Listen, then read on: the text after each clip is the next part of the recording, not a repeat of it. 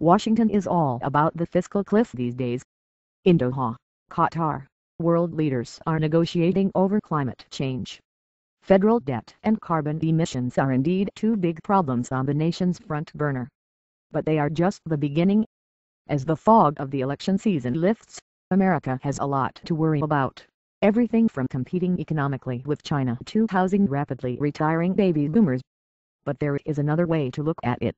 Decisively addressing the nation's primary global challenges, backed by the market potential of powerful demographic shifts at home and abroad, could yield opportunity unlike any other in America's history. First, our four major challenges. In the last 20 years, households, businesses and the federal government accumulated exceptional levels of debt, which they are now trying, painfully, to pay down. The 2008 financial crisis triggered a spiral of unemployment and reduced demand that is nowhere near complete. As household income contracts, families consume less and try to raise debt, reducing demand for goods and services, forcing companies to reduce expenses, meaning more layoffs, deepening unemployment, and so on. Monetary policy and fiscal stimulus may have contained the worst of the pain, but they cannot cure the disease. Federal Reserve Chairman Ben Bernanke is right when he says the economy needs a broad-based and durable source of demand. Over the last 20 years, roughly 1 billion people entered the global middle class. In the next 20 years, there will be 3 billion more. Good news? Yes, except that these new consumers use huge amounts of resources and emit more carbon, a roughly 300% increase. Expect price increases for basic commodities like energy, food, and minerals, and deepening conflicts among the great powers over resources in familiar places, the Persian Gulf, the South China Sea, and Central Asia. Climate change is already with us. Superstorm Sandy, the derecho, Arctic melting, and droughts in the Midwest, India, China, and Russia this past year confirm the scientifically proven trend. Beyond this, humanity consumes about 150% of the goods provided by the Earth's natural systems, including fresh water, soils, and fisheries. We are consuming our limited endowment of natural capital, reducing future returns while our global population expands to 9 billion. This is massively destabilizing, whether you're in New York City or Pakistan. Our infrastructure, systems, and supply chains are not designed for the scale or the risks of the 21st century. Transportation, financial, food, and industrial systems have choke points, are inefficient, and lack oversight and sufficient investment. They are magnifying threat and risk then they should be compartmentalizing them. Quiet disruptions in such things as rare earth minerals critical to high-tech manufacturing auto parts, and computer hard drives have all hit industry in the last 2 years, for example. America's economy must do some heavy lifting. Just as the country transitioned from war production to civilian production 60 years ago, it must now transition to sustainable production, while building the new American dream. If it can, the United States will be ideally positioned to rebuild our middle class, compete globally and prevent growing confrontation over resources.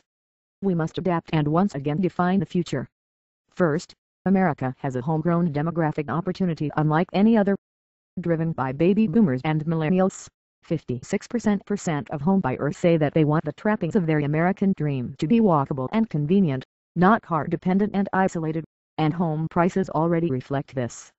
From 2014 to 2029, these two largest American demographics, each 25% of the total population, will meet in the housing market as boomers empty their nests and as more millennials marry and have children, creating the largest concentration of demand for housing since the period after World War II.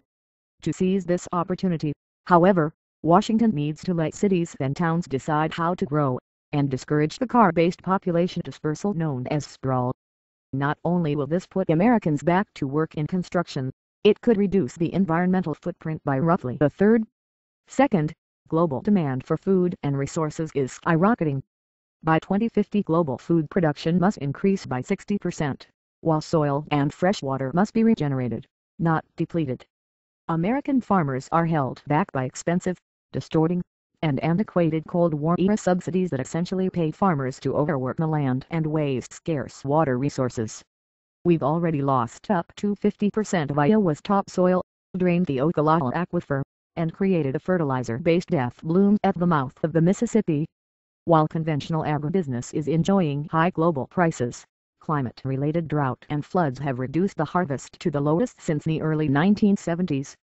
Shifting the worst of these subsidies from big commodity crops like corn, wheat, and soybeans to pay farmers to convert their operations to modern regenerative systems will help our farming families earn a more secure living and be better stewards of the land. Finally, the world needs innovation.